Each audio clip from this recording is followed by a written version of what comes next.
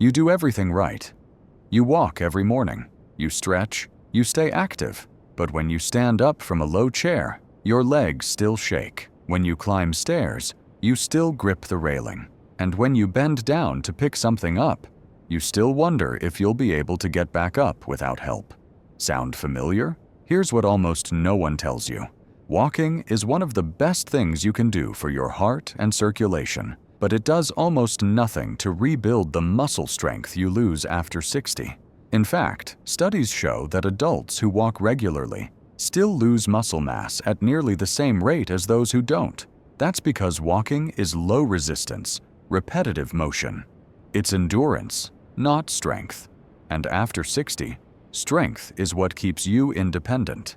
So today, I'm going to show you 5 simple movements that will rebuild your leg strength from the ground up. Before we start, drop your name and where you're watching from below. By the end of this video, you'll know exactly how to rebuild leg strength without walking a single step. These exercises are joint-friendly, take just 2 minutes each, and build the functional strength you actually use in daily life. Getting up, sitting down, staying balanced, and moving confidently. But before we begin, a quick safety note. Always consult your doctor or physical therapist before starting any new exercise routine, especially if you have chronic conditions, recent surgeries, or joint issues. And remember, pain is not progress. Discomfort is normal. Sharp pain is a stop signal. Every movement I show you today has modifications, so start where you are and build from there. The first exercise is the wall sit. Think about the last time you sat through a long dinner, or got up from a low couch, or held yourself steady while reaching for something overhead. All of those moments require something walking rarely trains: static leg strength. The ability to hold your body in position without movement. Walking uses dynamic motion. Your muscles contract and release, contract and release. But life? Life often requires you to hold still under load. That's where the wall sit comes in. A study from the Journal of Strength and Conditioning Research found that older adults who practiced wall sits improved their quadriceps strength by 40% more than those who only walked. Why? Because isometric holds force your slow-twitch muscle fibers, the ones built for endurance and stability, to activate fully and sustain tension. Walking barely touches them. Here's how to do it properly. Stand with your back flat against a wall. Step your feet forward about 12 inches, shoulder width apart. Now slowly slide your back down the wall until your knees are bent at a 90-degree angle, or higher if that's too deep. Your knees should stack over your ankles, not shoot past your toes. Hold this position for 20 to 30 seconds, breathing steadily. As you get stronger, work up to 1 or 2 minutes. If this feels too intense, start with a shallower angle. You don't need to go to 90 degrees right away. Even a quarter squat builds strength. You can also place a small cushion or rolled towel behind your lower back for support. This isn't just about your quads, it's about trusting your legs to support you. In chairs, on toilets, getting out of cars. This movement teaches your body to hold steady when life asks you to sit and rise with control. That was static strength. Next, we're going lateral, because most falls don't happen moving forward. The second exercise is the horse stance.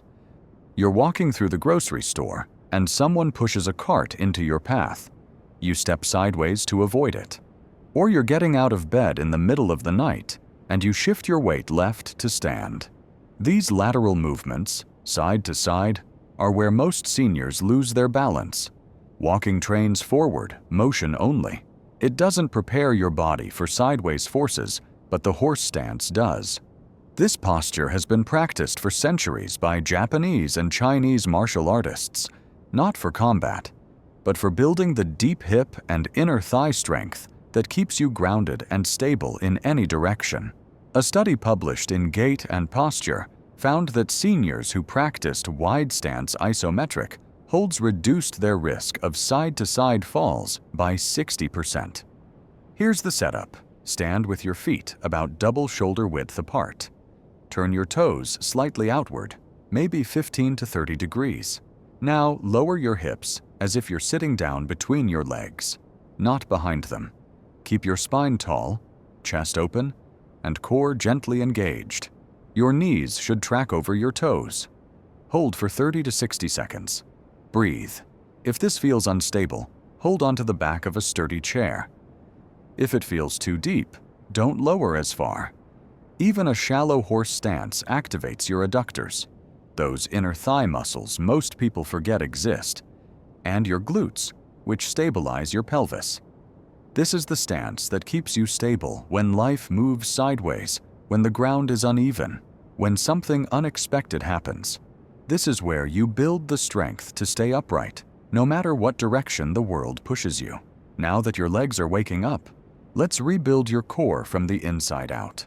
The third exercise is the modified plank. When you bend down to pick up a grandchild, or carry groceries from the car, or stand in line at the bank for 10 minutes, your core is working, or it should be.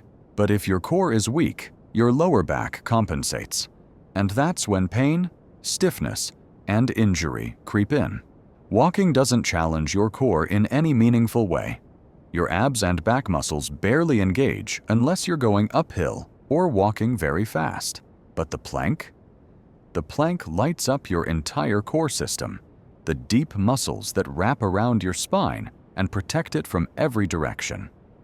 A clinical study in the Journal of Back and Musculoskeletal Rehabilitation showed that seniors who added plank training to their routine reduced chronic lower back pain by 50% in just 6 weeks. That's because the plank activates the transverse abdominis and multifidus muscles, the stabilizers most people never train and most physical therapists say are essential for spinal health. Here's how to do it safely. Start on your hands and knees in a tabletop position on a mat or soft surface. Hands should be directly under your shoulders. Now, extend one leg behind you, then the other, so your body forms a straight line from your head to your heels. If that's too much, stay on your knees. This is called a modified plank, and it's still highly effective. Hold for 20 to 30 seconds. Keep your core tight. Don't let your hips sag or lift. Breathe normally. Repeat 2 to 3 times. If even the modified version feels too intense, try a wall plank. Place your hands on a wall at shoulder height, step your feet back, and hold your body at an angle. This reduces the load, but still trains the same muscles. Your core is the bridge between your upper and lower body. When it's strong, everything gets easier. You move with more confidence. You stand taller. You hurt less. And that starts right here. We've built your base, your sides, and your core. Now let's go deeper, literally. The fourth exercise is the glute bridge hold. Your glutes are the largest, strongest muscles in your body. They're designed to power you upstairs, push you out of chairs, and propel you forward when you walk. But here's the problem. Most people over 60 have glutes that barely fire. Years of sitting, combined with low-resistance activities like walking, have taught your body to rely on your quads and lower back.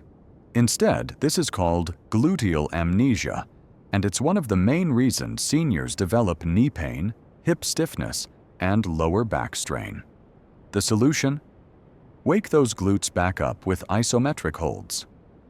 Research from the Journal of Orthopedic and Sports Physical Therapy shows that glute activation exercises improve walking speed, reduce knee pain, and restore proper movement patterns in older adults, things walking alone simply cannot do.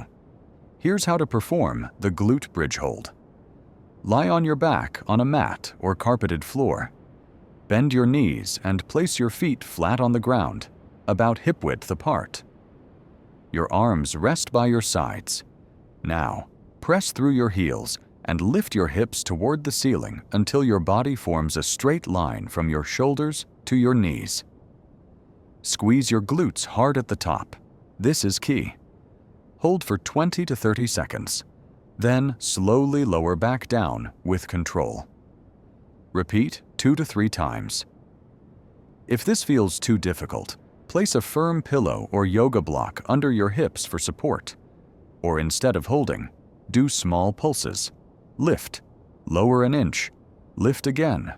This builds strength gradually without overwhelming your muscles. Your glutes are your power source.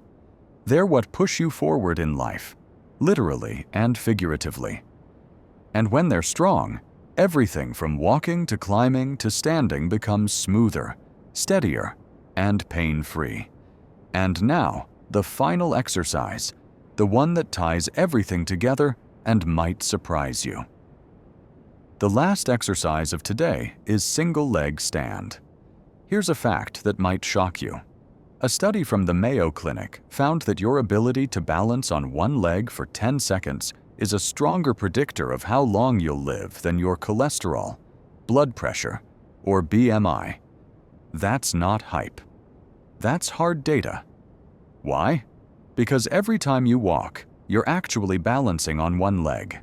Every step is a controlled fall and catch. And most falls don't happen when you're standing still.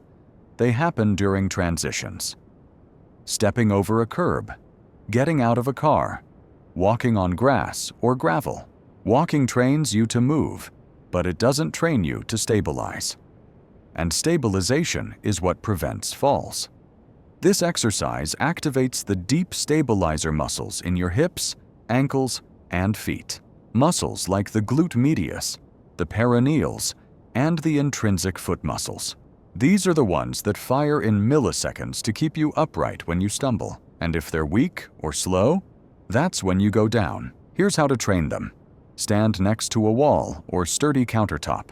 Place one hand lightly on the surface for support. Just enough to feel safe, not to hold your full weight. Now lift one foot about 1 to 2 inches off the ground. Keep your standing leg straight, but not locked. Focus your gaze on a fixed point ahead of you. Hold for 20 to 30 seconds. Then switch sides. As you improve, reduce how much you rely on the wall. Eventually, try it with no hands. For an advanced challenge, close your eyes for a few seconds, or stand on a folded towel to add instability. This is the moment your body decides, do I fall or do I catch myself? Train this movement, and your body will always choose catch. This is where independence lives, in that split-second response, in that quiet, steady strength that keeps you upright when everything else shifts. Now, you don't need to do all 5 of these exercises every single day. In fact, I don't recommend it. What I do recommend is building a short, sustainable routine that fits into your life without overwhelming you. Here's what I suggest. In the morning, spend 2 minutes on balance and glutes. Do a single leg stand for 30 seconds on each side, then a glute bridge hold for 30 seconds, twice. That's it, 2 minutes. It wakes up your stabilizers and primes your body for the day. In the evening, spend 3 to 4 minutes on strength. Do a 1-minute wall sit, a 1-minute horse and stance, and 2 rounds of a 30-second plank hold. This builds the static endurance your muscles need to support you through daily life. Do this routine 3 to 5 times per week. And within 4 weeks, you'll notice real changes. Stairs will feel easier, chairs won't feel as low, your legs will feel steadier, and most importantly, you'll start trusting your body again. Let me be clear, walking is still valuable. It's good for your heart, your mood, your circulation, and your mental clarity. Don't stop walking, but if you want to rebuild strength, the kind of strength that keeps you independent, prevents falls, and allows you to move through life with confidence, you need resistance. And these 5 exercises give you that resistance without impact, without equipment, and without ever leaving your home. This isn't about doing more, it's about doing what your body actually needs after 60. Because you're not losing strength because you're aging, you're losing strength because you haven't been training for it. Now you are. If you're going to try even one of these exercises, drop a comment below and tell me which one I'll reply to, as many as I can. And if this video helped you, share it with someone who needs to hear it. Because the people who need this most are often the ones who think it's too late. It's not.